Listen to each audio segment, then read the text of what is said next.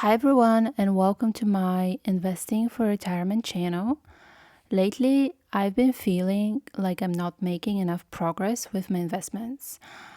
I keep asking myself, am I investing enough? Am I too conservative with my strategy? Am I doing enough to ensure my retirement? Just for some context, I am 41 years old, working full time, but currently in a role that I do not particularly enjoy, but it pays the bills. 11 years ago, I moved from the US to Europe. Prior to that, I was investing in a Roth IRA account. After my move, for the first 7 years, I was focused on accumulating savings. In other words, I was not making any investments at all. Then in 2020, right before COVID hit, I opened my Schwab account, which I will share with you today. Over the past almost 6 years now, I have been regularly investing. I try to contribute $2,500 per month, although recently I raised that number to 3,000.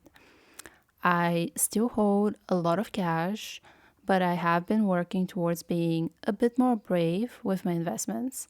Now, keep in mind that the only reason I can invest so much each month is because I am trying to decrease my stash of cash. Please keep in mind that I am not a financial advisor and this is not financial advice. So please do your own research prior to starting to invest. Back in 2020, I started this account with only $100. I was so worried about putting my hard earned cash into the stock market that I decided, you know what, let's start small. Let's just see how I even get money into this brokerage account. And then if you look at the dates, it took me another month basically until I actually transferred more money and started investing.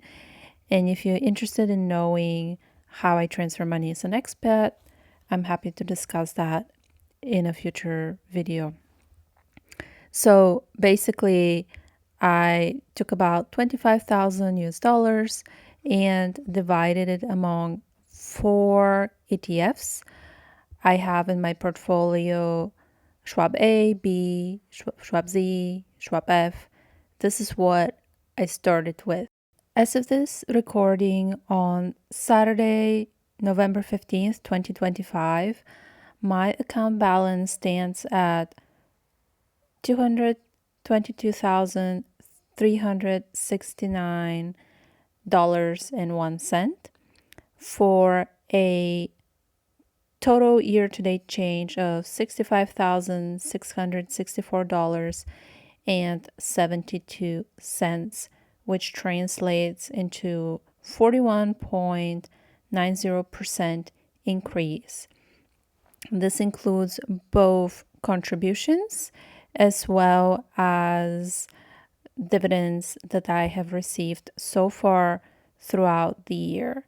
And if we take a very quick look at my portfolio performance for this year, what we see is that net contributions so far this period have been $42,496.89, and the investment gain loss has been $20,262.42 with investment income of $2,960.44.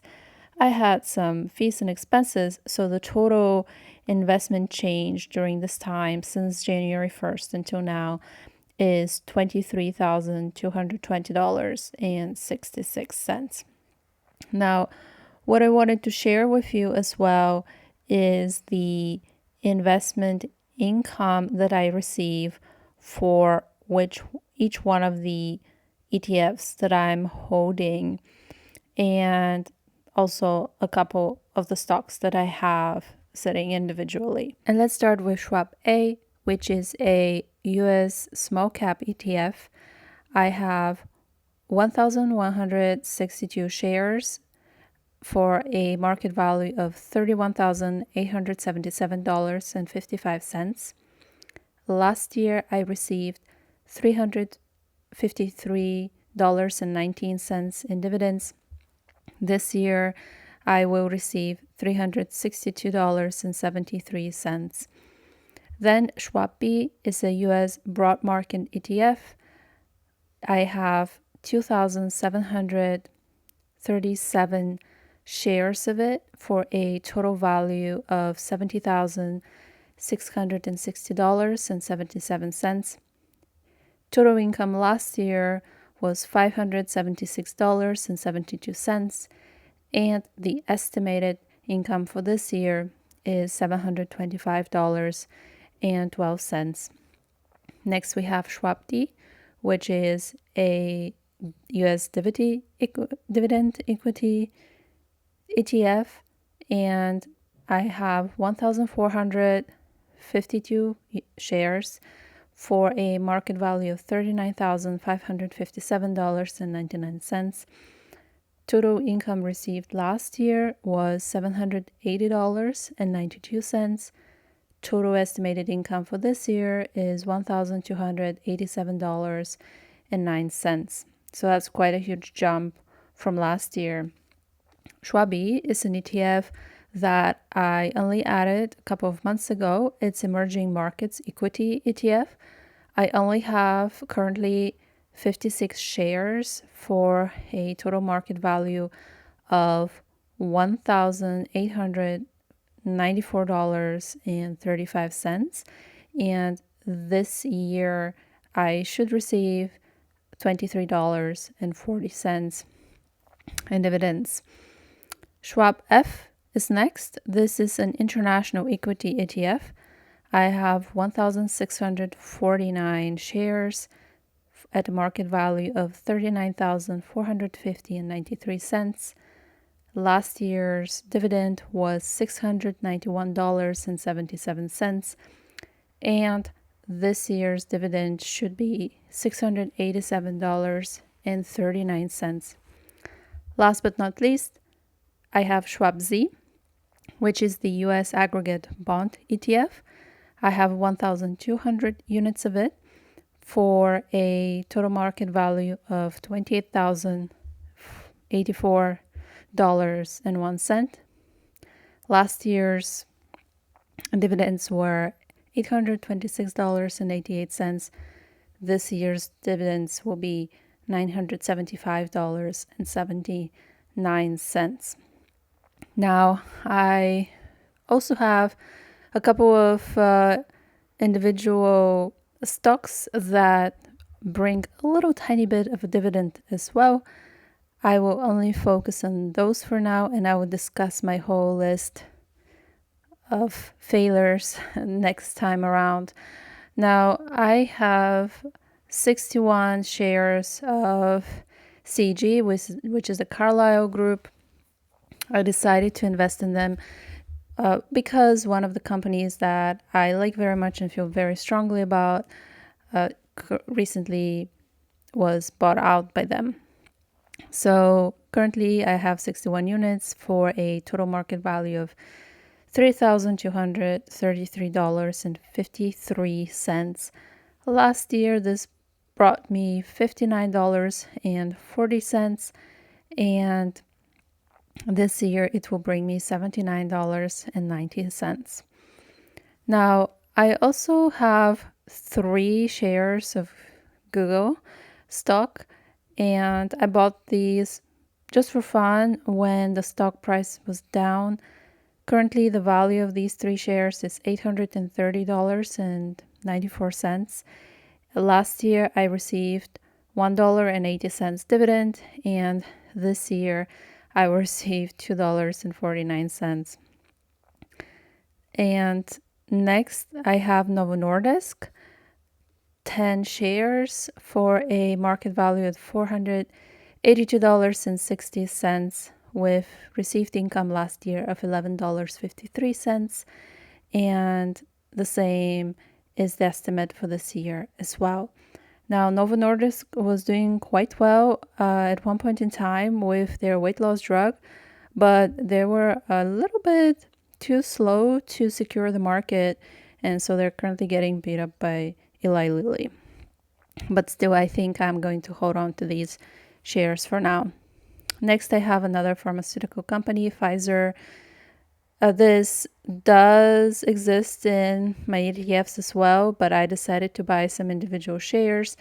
I have 84 of them for a total market value of $2,113.39.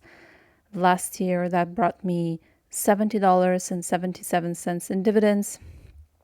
And this year, estimated income is $118.77. So, all in all, my estimated dividend income for 2025 is $4,274.40. And to compare that to what I had in 2024, I received $3,366.12. So that's a difference of a little bit less than $1,000.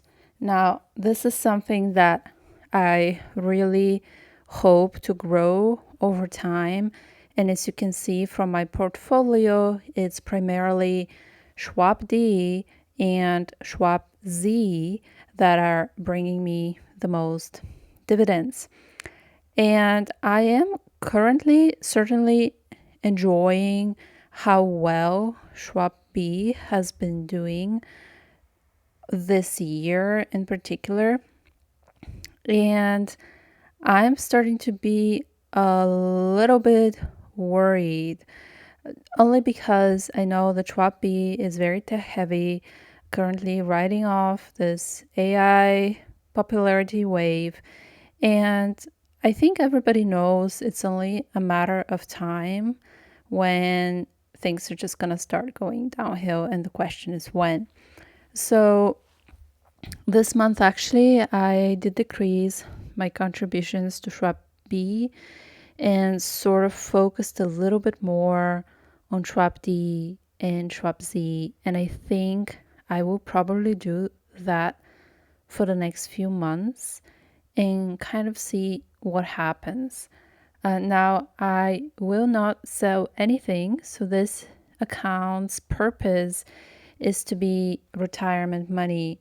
So the idea is that I put money in. I don't worry about what the market is doing. I don't try to time the market. I invest consistently every single month. And one day in 20 or 25 years from now, hopefully I can start reaping the benefits of this investment strategy. So this is where I stand right now.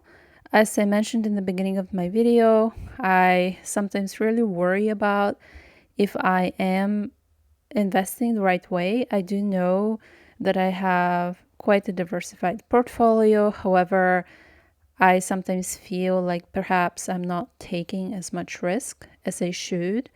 So, as I also mentioned, I am holding still quite a lot of savings in cash, which I'm slowly trying to move into this account. I don't feel comfortable with dumping a huge amount of money into the market at once, which is why I'm trying to benefit from this dollar cost average idea and put in a little bit each month, with also having enough in my backup pot. So essentially, if the market takes a tumble and significantly goes down, that I can also take advantage essentially of the sale and buy more shares at that time.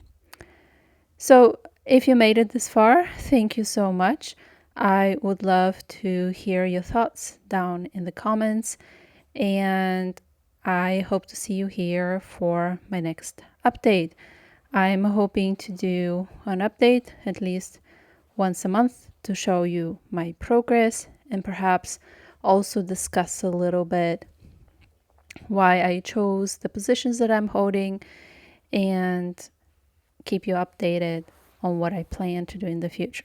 So, thank you again, and hopefully, see you soon.